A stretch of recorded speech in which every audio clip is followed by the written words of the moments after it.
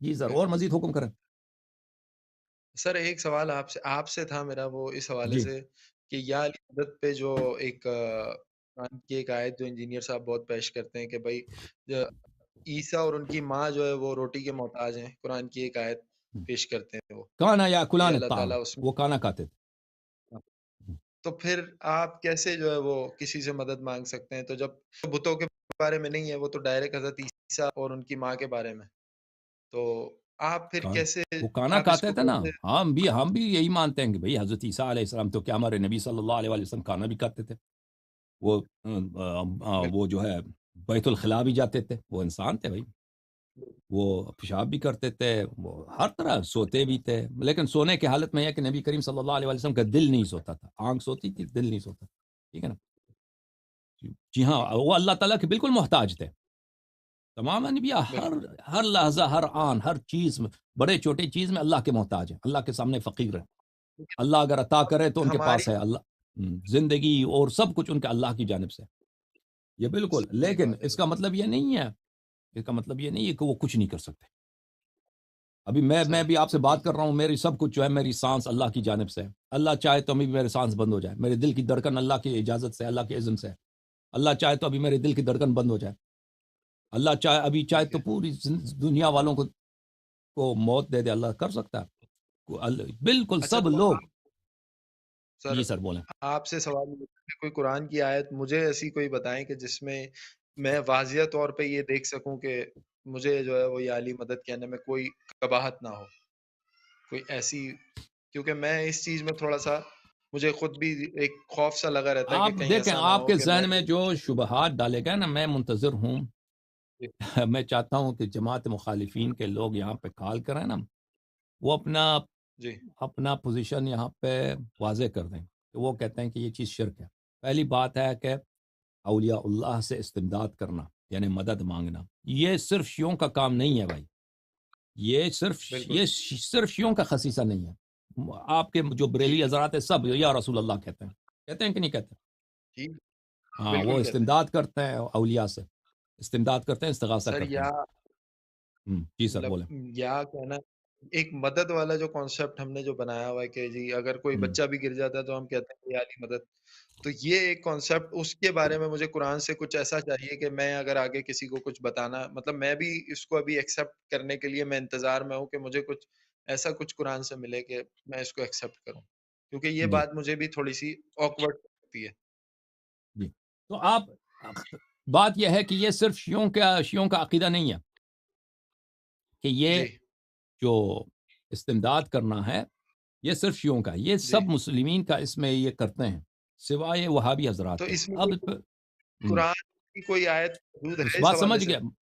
میں سمجھ گیا آپ کی بات. جی تو تو یہاں پر بات یہ ہے کہ کیا اللہ کے سوا کوئی دوسرا ہم، شخص مدد کر سکتا ہے؟ یہ تو واضحات میں سے ہے بھائی. اللہ کے سوا اچھا دوسرا کیوں مدد نہیں کر سکتا؟ اللہ کے سوا کیوں مدد نہیں کر سکتا؟ ابھی جو لوگ زندہ ہیں ان کے متعلق تو کوئی بات ہی نہیں ہے نا. ٹھیک ہے، جو لوگ زندہ ہیں ان کے متعلق تو کوئی بات نہیں ہے. مثلا ٹھیک ہے، وہاں بھی یہ کہتے ہیں کہ اگر کوئی شخص مر چکا ہے تو اس سے آپ مدد نہیں لے سکتے. تو یہ ٹھیک ہے، کہاں پہ لکھا ہے؟ دیکھیں نا، یہ کہاں پہ لکھا ہے کہ اگر زندہ ہے تو مدد مانگ سکتے ہیں، مردہ ہے تو مدد ٹھیک نہیں ہے. مانگ سکتے؟ یہ کہاں پر لکھا ہے؟ تو آ، بات یہ نہیں، بات تو بات. یہ ہے نا کہ اس جی کا، سر. یہ تو پھر وہی بات ہو گئی کہ ایسی تو بہت ساری باتیں تو پھر اور بھی لوگ بولتے ہیں کہ یہ کہاں پر لکھا ہے، تو ہمیں تو یہ پتہ چلنا چاہیے نا کہ ہمیں یہ کہاں پر لکھا ہے کہ ہم اس کو دیکھ ایکسپٹ کر لیں. دیکھیں بھائی، ابھی میری بات چل رہی ہے، میں نے ابھی ختم نہیں کی نا. اچھا، میری بات ابھی چل رہی ہے، ابھی میں نے ختم نہیں کیا. ٹھیک ہے، تو ٹھیک ہے، ٹھیک دیکھیں، یہ صرف ابن تیمیہ جب آئے تھے، جب پیدا ہوئے تھے، انہوں نے یہ بیڑا اٹھایا. انہوں نے کہا کہ آپ جو ہے رسول صلی اللہ علیہ وسلم کے کو اگر طلب کریں، ان کو پکاریں تو یہ شرک ہوتا ہے. تو اس نے سب مسلمانوں کی اس نے کیا کیا تکفیر کیا. وہ ابن تیمیہ اپنے زمانے میں وہ اس کو کوئی سنتا بھی نہیں تھا. اس کی اسی بنی باتوں کی وجہ سے اس کو جیل میں ڈال دیا گیا. وہ آخر میں جیل میں ہی شاید مرا ہے. 70 سال کی عمر میں جیل میں مرا تھا وہ، مصر میں. شام سے اس کو اٹھا کے لے جیل میں گئے تھے، کئی دفعہ جیل میں گیا وہ.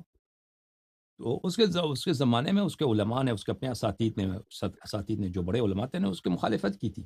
بعد میں جو ہے یہ وہابیت پر سر اٹھایا، یعنی ابن تیمیہ کا جو فکر ہے سر اٹھایا کہ آپ غیر اللہ سے مدد نہیں لے سکتے.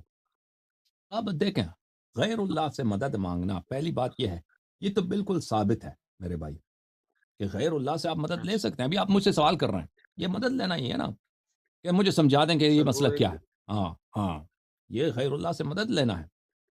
اب یہ اس میں تفریق ڈالنا کہ اگر زندہ ہے مدد لے سکتے ہیں، مردہ ہے مدد نہیں لے سکتے، یہ کہیں بھی نہیں ہے. اگر یہ واقعا شرک ہوتا، یہ مسئلہ شرک ہوتا، تو کوئی اس کی کوئی حدیث ہوتی، کیونکہ قرآن میں تو آیات بہت ہیں جس آیات سے وہ استدلال کرتے ہیں وہابی کہ اس میں لفظ ہے دعا یدعو ان الذین تدعون من دون اللہ عباد امثالکم. اس کی ترجمہ وہ اس طرح کرتے ہیں کہ جن لوگوں کو تم پکارتے ہو اللہ کے علاوہ وہ آپ کی طرح عباد ہیں.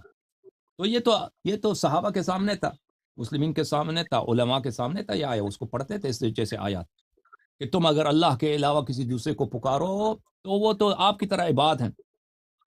تو اگر اس آیت کا یہی مفہوم ہوتا تو ان لوگوں کو کیوں نہیں سمجھ آئی؟ کیوں مفسرین نے کبھی ذکر نہیں کیا اس مطلب کا غیر اللہ کو پکارنا یہ شرک ہوتا ہے؟ صرف 700 سال کے بعد ابن تیمیہ کو یہ بات سمجھ آئی. تو اس سے تو واضح ہے کہ اگر یہ ہوتی کہ غیر اللہ کو پکار نہیں سکتے تو اس کی آیات ہوتی ہیں، اس کی روایات ہوتی ہیں، اس کی وضاحت ہوتی ہے، مفسرین اس کو بات بتاتے ہیں. یا یہ کہ ابن تیمیہ کو غلطی ہے، واضح طور پر ابن تیمیہ کو غلطی ہے، ان آیات کا ترجمہ یہ نہیں ہے. تو کیا غیر اللہ سے ہم مدد لے سکتے ہیں؟ جی ہاں، غیر اللہ سے مدد لے سکتے ہیں. اب قرآن مجید میں کوئی ایسی آیت ہو کہ آپ رسول اللہ صلی اللہ علیہ وآلہ وسلم سے مدد مانگے. میں آپ کو ایک آیت دکھا دیتا ہوں اس میں کہ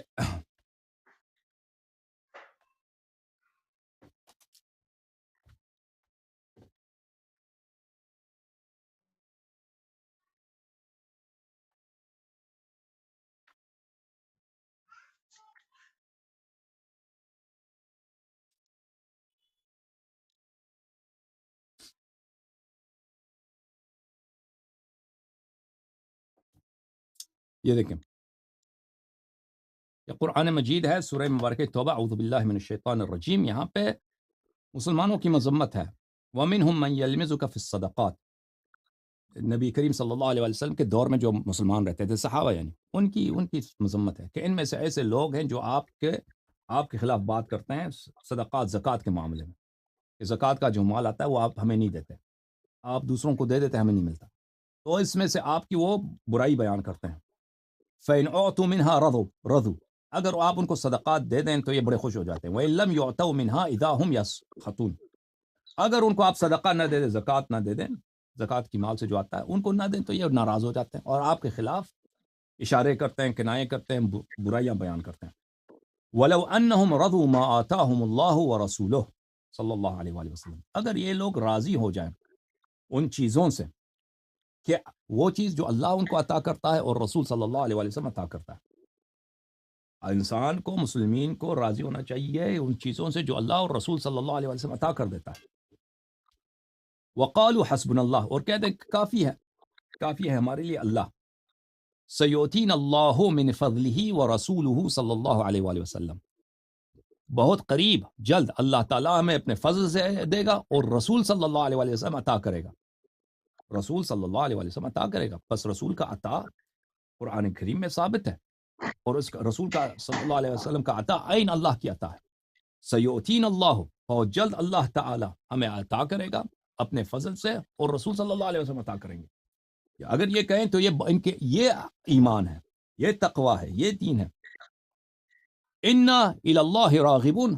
ہم اللہ تعالیٰ کی طرف لڑتے ہیں اور اللہ تعالیٰ کی امید رکھتے ہیں اور اللہ تعالیٰ کی عطا کی امید رکھتے ہیں. بس رسول صلی اللہ علیہ وآلہ وسلم کی عطا قرآن مجید میں اللہ کی عطا، اور یہ ثابت ہے، ٹھیک ہے نا. بس رسول صلی اللہ علیہ وسلم کی عطا اللہ کی فضل سے وہ عطا کرتے ہیں، یہ قرآن مجید میں ثابت ہے. یہ آیت منسوخ ہوئی ہو، یہ آیت منسوخ ہے، موت کے بعد وہ عطا نہیں کر سکتے، وہ ہمیں دکھاؤ کہاں سے نسخ ہوا ہے.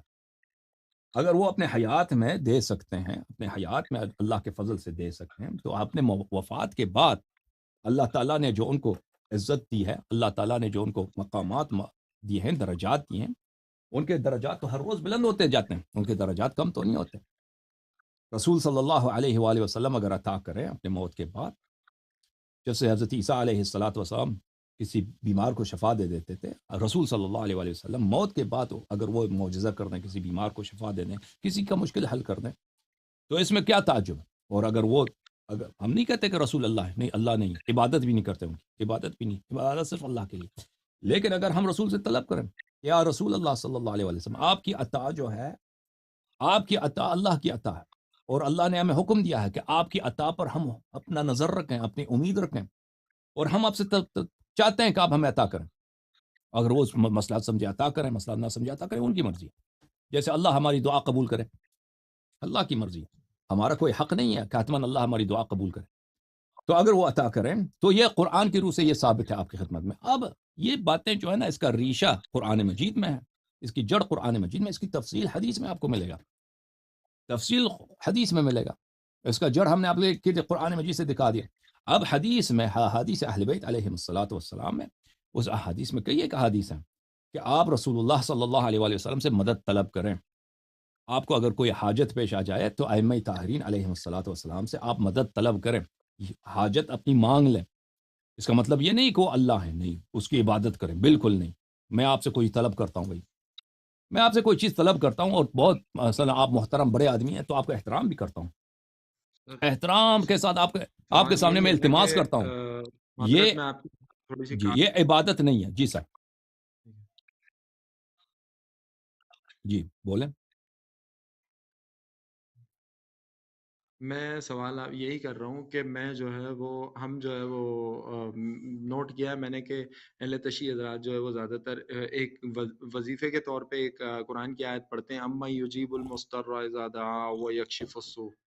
تو جب میں نے اس کا ترجمہ دیکھا تو اس کا ترجمہ بھی ایسا ہے کہ وہ خود یہ کہہ رہا ہے کہ کون ہے وہ، تو پھر آپ یہ جو پیچھے پڑھتے بچے ہیں ہی نا نہیں شیعہ سکتے۔ حضرات، یہ اس کی کوئی حدیث نہیں ہے، کوئی روایت نہیں ہے، کوئی حدیث نہیں ہے کہ آپ مشکل میں پڑ جائیں تو یہ آیت 7 مرتبہ یا 2 مرتبہ یا 3 مرتبہ پڑھیں۔ اس کو کس نے شروع کیا ہے؟ اس کو شروع کیا خطبہ نے، اس کی معنی دیکھ کر، اس کے معنی کے ضرور سے کہ بھائی یہ آیت میں اس طرح ہے، اس لیے وہ خطبہ اس کو مشہور کرا دیا۔ اب شیعہ عوام بھی پڑھتے ہیں، وہ اس کو کوئی مشکل پڑ گیا، اما یجیب جو 5 مرتبہ، 10 مرتبہ، 14 مرتبہ، 7 مرتبہ، جو بھی ان کے پڑھتے ہیں، کوئی حدیث نہیں ہے۔ حدیث میں شریف میں جو ہے اما یجیب المضطر اذا دعا ویکشف السوء ویجعلکم خلفاء الارض، حدیث شریف میں ایک حدیث نہیں، کئی احادیث اہل بیت علیہ الصلوۃ والسلام میں کہ یہ آیت مخصوص ہے اہل بیت علیہ السلام، خطاب ان سے ہے، سب مسلمانوں سے نہیں ہے، خطاب اہل بیت علیہ السلام میں سے کے ساتھ ہے کہ کون ہے وہ اللہ، کون ہے اللہ کے سوا، کہ آپ بیچارے اہل بیت علیہ السلام، بیچارے اہل بیت علیہ مضطر، کوئی ان کا یار و یاور نہیں ہے، قتل ہو رہے ہیں ہر جگہ، ان کو ان کے اضطرار سے، بیچارگی سے، مسکنت سے نجات دے گا، اور ان کو خلفائے ارض بنائے گا، پوری زمین کی خلافت ان کو عطا کرے گا۔ اور یہ کب ہوگا؟ یہ امام زمانہ، امام مہدی علیہ السلام کے وقت ہوگا۔ اس کی تفسیر اس طرح ہے۔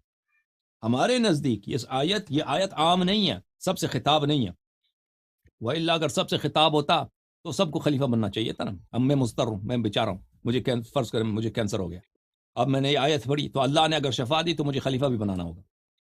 یہ آیت عام نہیں ہے، یہ کئی اس کے احادیث کئی ایک ہیں کہ یہ آیت مخصوص ہے ہمارے اہل بیت علیہ السلام کی تفسیر میں، ان کی روایات میں مخصوص ہے۔ کن کے لیے؟ 12 اماموں کے لیے، کہ یہ بیچارے ہیں، یعنی ظاہری طور پر مضطر ہیں، ان کے لوگوں نے ان سے دشمنی کی ہے، مسلمانوں نے ان پہ ظلم کیا ہے، یہ شہید ہوتے رہے، ان کا حق پامال ہوتا رہا ہے، اور ایک وقت یہ آئے گا کہ اللہ تعالیٰ ان کے اضطرار کو ختم کر دے گا اور ان کو خلفاء الارض بنائے گا۔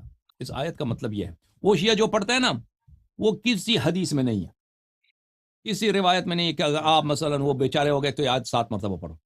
جی سر، اور مزید بولو۔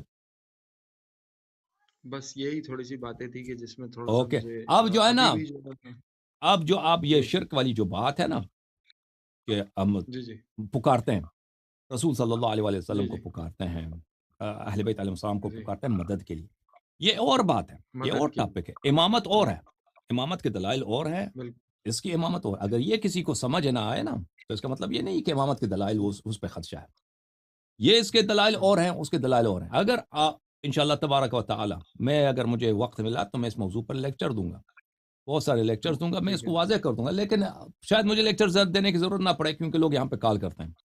جب آپ کے علماء انہوں نے کال کیا تو وہ ان کے نزدیک ایک نقطہ یہی ہے ان کے ذہن میں کہ شیعہ مشرک ہیں، اس لیے کہ وہ تو وہ آیات وغیرہ سنائیں گے، تو اس وقت اگر وہ کبھی مناظرہ ہوا تو آپ سنیں گے تو آپ بہت واضح ہو جائے گا آپ کے لیے. اوکے سر، ٹھیک ہے سر، تھینک یو. اوکے، بہت مہربانی. خدا آپ کو جزائے خیر دے، خدا آپ کے بچوں کو طول عمر دے. بہت مہربانی آپ.